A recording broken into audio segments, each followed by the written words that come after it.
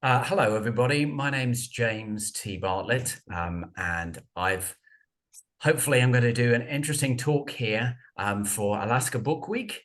Some of you may know that I'm the author of The Alaskan Blonde, which is a true crime book about a murder that happened in Fairbanks in 1953. Some of you may be familiar with it. So I wanted to do something possibly for Alaska Book Week, but I couldn't ask myself questions about it. So full disclosure, I've asked my wife, Wendall Thomas, who is also on the screen here. She's a mystery writer as well, which is going to be an interesting contrast because I'm true crime and she's mystery and fiction and nonfiction.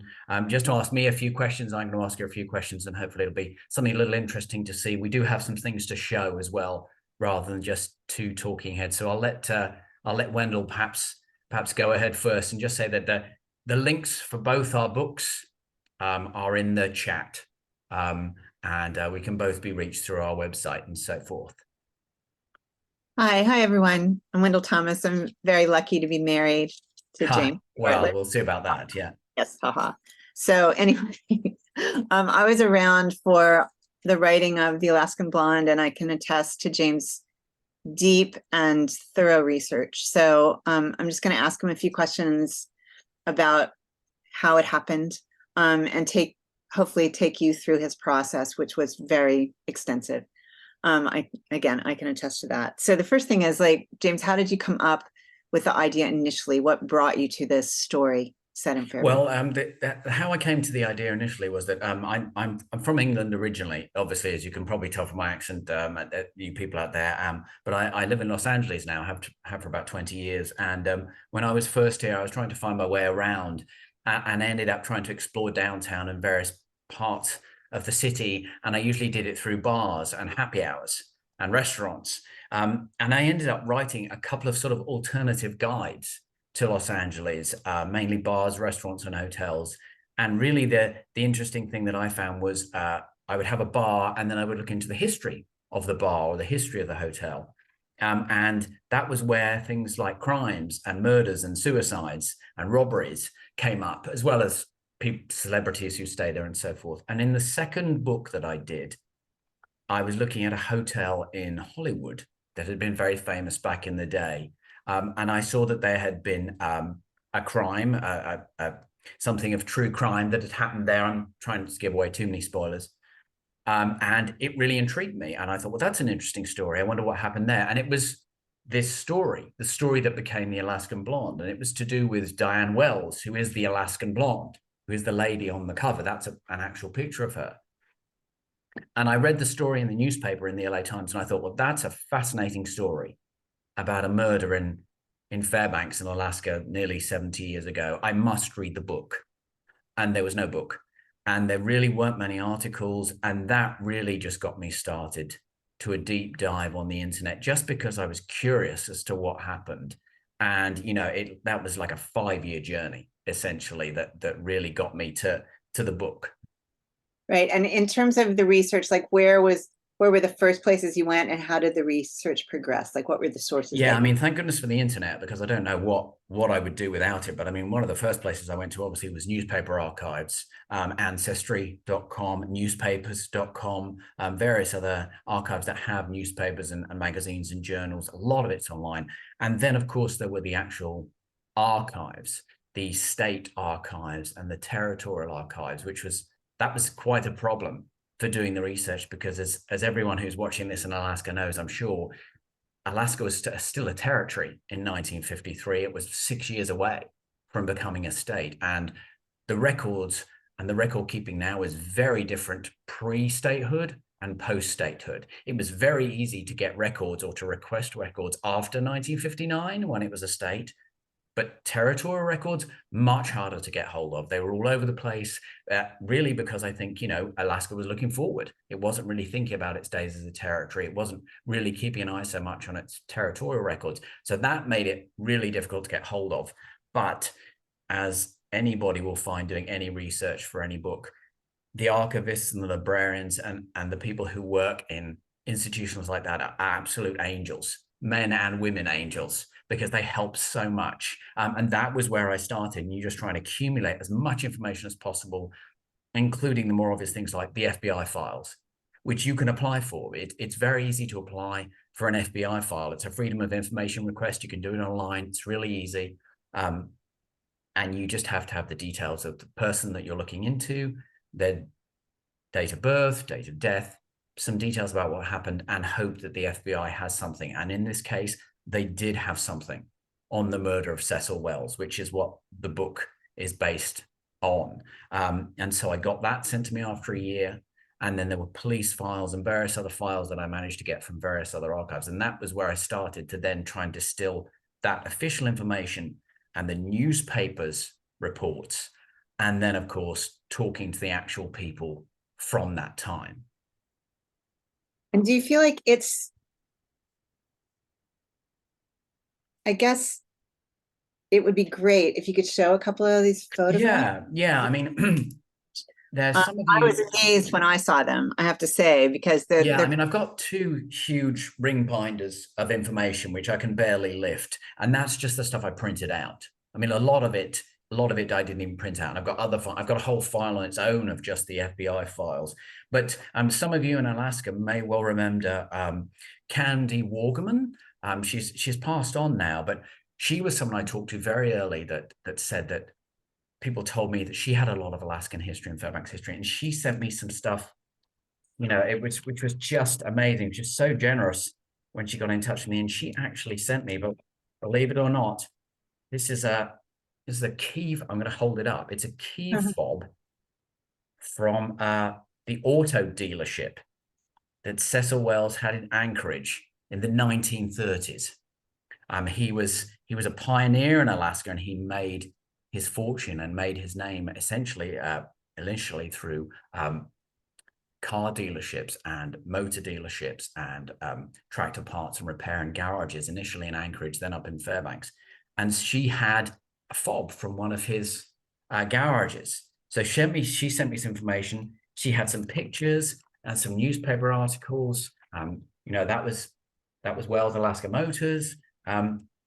She sent me some items of that. And then there are also the items that I got from the FBI files, which, it's not going to be a spoiler, but they're a little difficult to see, but these are the crime scene photos from inside the Northwood building, which is still standing in the center of downtown Fairbanks. They're small pictures. They're obviously a bigger size at the time. And some of them are relatively straightforward crime scene photos, and some of them don't show anything at all. But the interesting thing was, this being 1953, it was the local portrait studio photographer, the Fishers, who were called in to do crime scene photography because they didn't have a crime scene photographer. They didn't have a CSI, anything like this. This is the 1950s. So this was in the FBI files. We've got all these pictures here of various parts of the rooms, and some of them don't seem to be any use at all. And there's some here, just for those of you who don't like, unfortunately, look away now. But this is a shot of Cecil who was murdered in his bed. And so I got sent these through the FBI files. And they were particularly revealing, and helped me to try and look again, because the book sort of started to become a sort of a reinvestigation of the murder, because as I found out, people had many theories about what happened, but no one knew for sure because the case never came to trial. And I just wondered which of these theories might have been correct, and whether I soon found that I was the only person who really looked into them, aside from at the time. And this was 70 years later. And so well, first of all, talk a little bit more about Alaskans who particularly helped you. Yeah, I was helped by people all over. I mean, I made a list of it today. There's the State Archives and the State Library, which is in Juneau. They helped me a lot. The UAF, the University in Fairbanks, they helped me with their archives. The Noel Ween Library, which is in Fairbanks, which I went to a couple of times, and I did a talk at when I went back last year. They helped me with stuff. And in Anchorage as well, which actually I only went to briefly en route. The Cecil's original garage that he had is still there. It's still a garage. It's called Alaska Sales and Service now. And I contacted them and I said, I don't suppose by any chance any of you would ever even remember or have an idea. They had stuff in the back of their filing cabinets that had come loose during an earthquake, believe it or not. And they said, "Oh yes, we have some stuff here from those days." So it was all over the country, and then actual people who helped me. Some of the stuff I'll talk about later. There was someone from Kenai who helped me, someone from Esther. I mean, it was people all over who helped. I found very soon that people in Alaska love Alaskan history.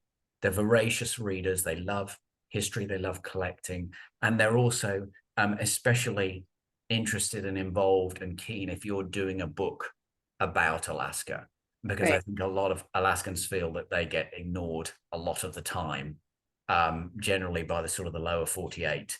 And so when I was talking to people and I said, I'm doing a book specifically about something that happened in Fairbanks, it's a Fairbanks book, people were really, really interested and really wanted to help. And you had even meeting people in restaurants or bars when you visited Fairbanks, they were helpful as well. Did not leave. Yeah. I mean, I wondered when I went there, because I went there in around about the time of the murder, which was October the 17th, 1953. So I went a couple of days before so that I would be there on the day that it happened, as it were. And this was 4 or 5 years ago. And of course, I realized that most of the people who were likely to have been around at the time when it actually happened were probably children or teenagers at most. That's even if they were still living today. But I felt it was important to go there and go into the local bars like the Big Eye in Fairbanks, also the Mecca. They were both bars that were around at the time. And I just sat in there. And of course, people knew I was a tourist. And they knew I wasn't here for the Northern Lights, because it wasn't quite the time of the year for that. So they kind of asked what I said hello, and everyone was super friendly. And I would mention it, and I would end up in a corner with a group of old guys, a group of sourdoughs, as I guess they would call them. And they would say, yeah, I do remember that. Give this guy a call, or look this up, or I thought it was this, or I remember this happening. And a lot of the time that stuff didn't really pan out into anything especially helpful or useful, but people did remember it. But what I found out was that everyone always thought, well, we never really knew what happened. We never really knew what happened. It kind of disappeared. The story kind of disappeared. And that made me more inclined to try and find out what happened and try and contact some of the people who were actually family members from the Wells family, from Cecil Wells's family, because he'd been married 5 times. Diane, the Alaskan Blonde, was his 5th wife. So he had 4 ex-wives for a start, a number of children. And so I thought they must have living relatives that I should try and contact, which, thank goodness, through Facebook mainly, I managed to find. Yeah. And can you talk just a little bit about, how that process was, how you approached these people initially, how some were responsive, some were not? Talk about that. It was 90% of the people were responsive at different levels, mainly. I mean, very early on, I actually managed to get in touch with Cecil and Diane's son. They had a young son called Mark, who was 3-4 years old at the time of the murder. And he was obviously the person I wanted to talk to the most in a way, because he'd not been there on the night of the murder. He was actually with his grandmother, who was babysitting him. But obviously he'd been there for the rest of his life. He had become, rather unfortunately, he'd become what the newspapers called a millionaire orphan, because Cecil Wells had been very successful. He'd been involved in the Chena hot springs and real estate and gold and mining and apartment building in Hawaii. He had a lot of money. And so Mark eventually got all this money, or was, the heir apparent.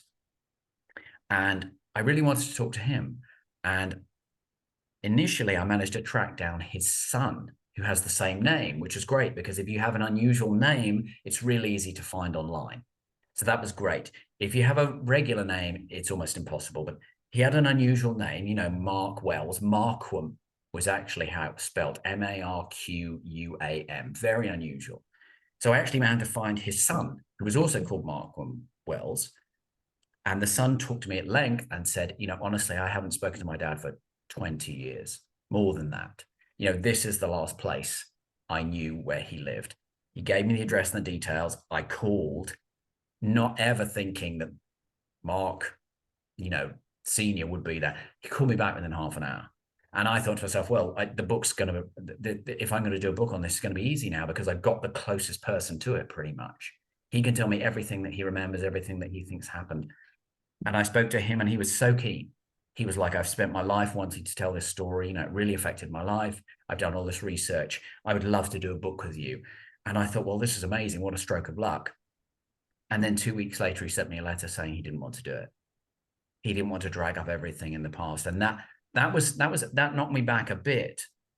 But I did manage to, I guess word must have gone out. You know, Alaska is a network. You know, it's a huge country, but they're small populations in a few towns, as you know, and word gets around really quick. And I did manage to get some people told me, you know, talk to this person. The most amazing bit was when I went into the Noel Ween Library in Fairbanks. I went to the front desk, the reference desk, and I said, listen, I don't know if you could possibly help. I wanted to ask about a murder that happened here in 1953, Cecil Wells in the North of Building.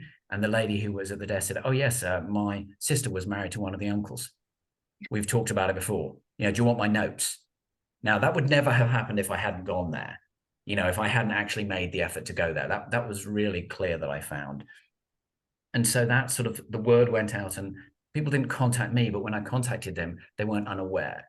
And certainly when I was talking to them, the fact that I had an English accent really helped, because all of them asked, why do you care? Why are you asking about this so many years afterwards? What does it matter? Why do you care?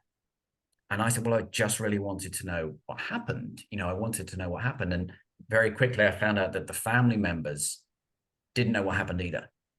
I mean, a lot of them asked me what had happened. I said, well, I don't know. I thought you would know. And they said, no, it was never talked about. We were all children. It was never talked about. It was completely brushed under the carpet. They felt it had been brushed under the carpet for several reasons, mainly because it wasn't solved very quickly. There had been a series of home invasions that turned violent, which this one had, or was alleged to have turned violent. I mean, I should talk about what happened in the murder, but there had been a series of those in Fairbanks, and the local people were up in arms about law and order. And of course, Alaska was trying to become a state, and Fairbanks was the second or third biggest city, and it didn't look good to have rich businessmen being attacked and killed in their homes, which is what was happening. And a lot of the Cecil Wells family especially thought that the case was just kind of put aside in order for the bigger prize of statehood. So that was an aspect of it which I had no idea would come into it. You know, the idea of the bigger political idea of a murder, you know, having something to do with you know, the greater politics of a territory. I never expected that. But there were only one or two people who that I spoke to who are at the end just said, you know what, I just don't really have anything to say. I don't really want to talk about it. Most people couldn't remember it. A lot of people I talked to were very elderly and didn't remember. But there was a lady I talked to very late on who was 96. Her son told me she remembered very little, but she remembered a lot of things that she told me, because it had been a big sensation. That the murder had been a big sensation in 53. You know, I mean, I should say quickly what happened in the murder, probably, for those who don't know the book.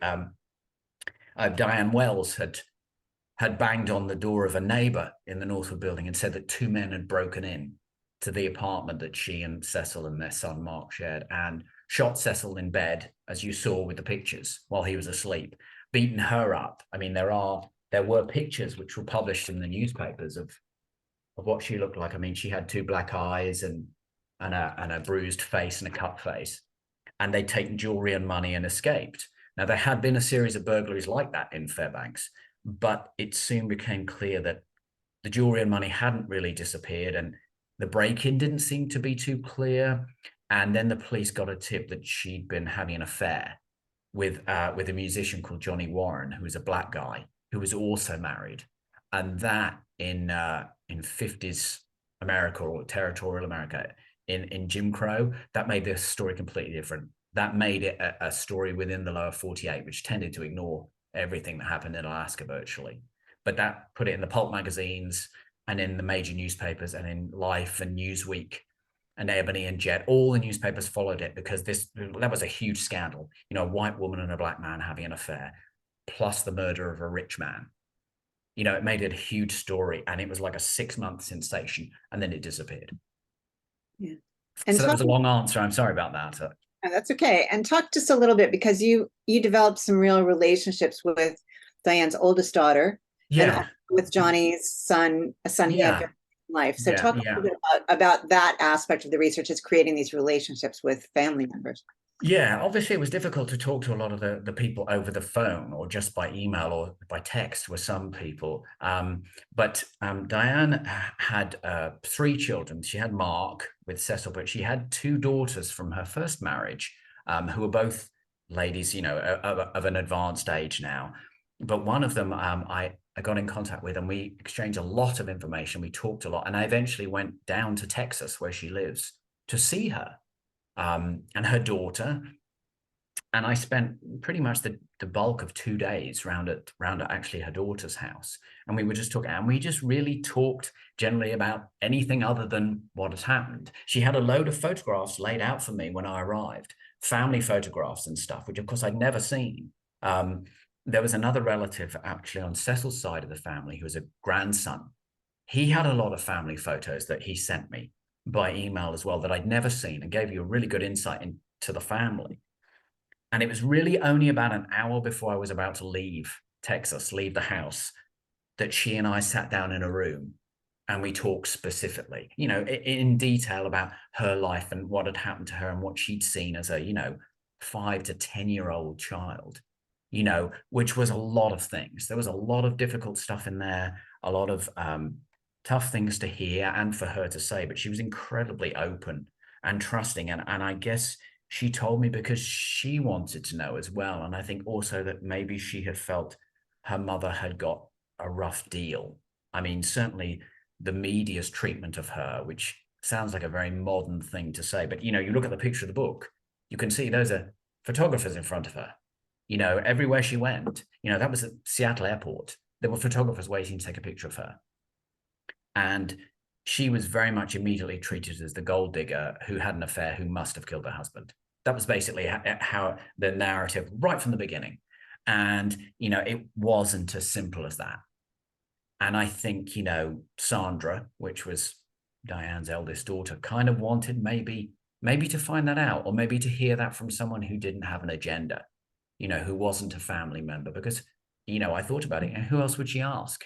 You know, who else would she talk to about it, really? You know, she had a younger daughter, a younger sister, but that younger sister was, you know, 2 years old when this happened.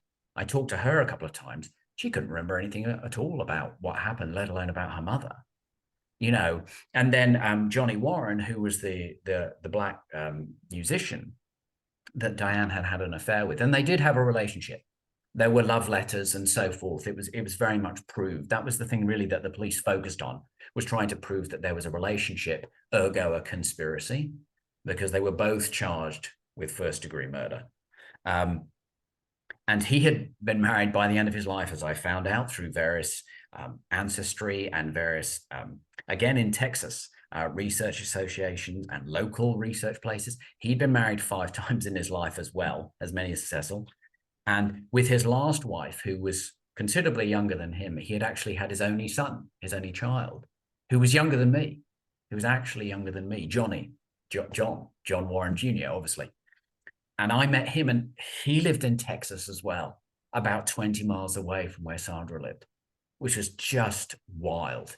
And I met him, and he was younger than me, and we met at a Starbucks, of course. And I realized when I went to meet him, I was like, I don't know what he looks like, you know, because I've never seen a picture of him. But when he walked up, he smiled, and he had exactly his dad's smile. It was so strange. It was the same feeling I got when Sandra, Diane's daughter, walked down the stairs in the house. As soon as she walked in the room, I was like, oh my God, you're Diane's daughter. I could see it in their face. And I talked to John, a really nice guy, and we chatted. And he said, you know, obviously my dad never talked about it with me, but, you know, he was very present in my life, you know, up until he died. But John told me that when Johnny, his father, did die, there was a copy of the Life magazine, which covered the murder in Johnny's possession. So he kept that all his life, but never talked about it, which was just like one of a million crazy things that happened. So yeah, that's a bit of a, so that it went very well. And I'm still in touch with Sandra. We talk fairly regularly. So John a bit the other day, we exchanged an email. He's just got married. And I sent books to a lot of them when it came out, and a lot of them said that they were glad to read what they read, and they were pleased and they were happy to read it. I don't know if any of them all agreed with it, or were happy to read everything they read, but certainly I got some very, very nice emails from people saying it's really helped. It's really filled in a hole in our lives, that I can actually talk a little bit more to my own children about, my relatives, because I didn't know. Yeah. And is there any other aspect of the research that was more extreme or that was totally surprising to you? There were some really, really crazy bits. I'm gonna, because we're a little bit short on time, and I want to talk to you a little bit about yours. I'm going to mention just a couple of quick things, then we'll talk a bit about yours, because your research is a little extreme. I got some amazing stuff from the daughter of one of the deputy marshals on the case. She sent me his personal, some of his personal files, which included that amazing photo, which is this deputy marshal and Johnny Warren bringing back from extradition. That does not look like a deputy marshal bringing back a murderer. So that was a photo he had in his private collection. He had some diary entries about what he thought happened to the murder weapon. He also had a picture of the third suspect, a mugshot, which I had absolutely no idea existed. And I got sent that. I got sent the actual mugshot. I had no idea that existed. And then the other strange things I found, I looked for Johnny Warren to see if he'd ever recorded any commercial music. And I found a single that for months and months I didn't open because I didn't think it could possibly be him. What are the odds? And then when I opened it, it had a signature and a date on it. And the signature matched Johnny Warren's signature. I couldn't believe that. Didn't have anything to do with the murder, of course. And I bought an Alaska Airlines t-shirt because I was looking up Alaska Airlines schedules to see what was happening on the day of the murder, because on the day of the murder, Cecil and Diane were supposed to go down to Anchorage for the opening of Anchorage International Airport. And I thought, well, would they have flown down or did they go in his private plane? He had a Cessna. So many people in Alaska fly and have Cessnas in their own planes. He had a Cessna. They were going to fly down themselves, but I checked to see that they couldn't have flown down commercially. Didn't really have anything to do anything, but that's how deep you get. We've only got a little bit left before the Zoom cuts off here. So I am going to ask you a little bit about your book, Cheap Trills, because you work in fiction, whereas I work in nonfiction. So you have to make all this up. Now, that's the new book, Cheap Trills. Now, where is that book? It's a great cover, fantastic map. Where is that book set, and how do you pick the locations for your books? Because your books it's a different location each time. Yeah, so my series it's inspired by Romancing the Stone. James got me this original book cover of Joan Wilder. But so my series involves a travel agent who, at the beginning of the series, the first book is called Lost Luggage, has never been anywhere. And so her first trip is to Tanzania. All the books are involved with endangered animals, endangered species, and wildlife crime. So the first thing that I do when I'm putting a book together is figure out where it's set, because where it's set determines the kinds of crimes that happen there, the kind of trips she's going to have, what adventures she might have while she's there. So my location is the first thing that I choose. And again, it's very different from James because he is completely blocked in by the actual facts.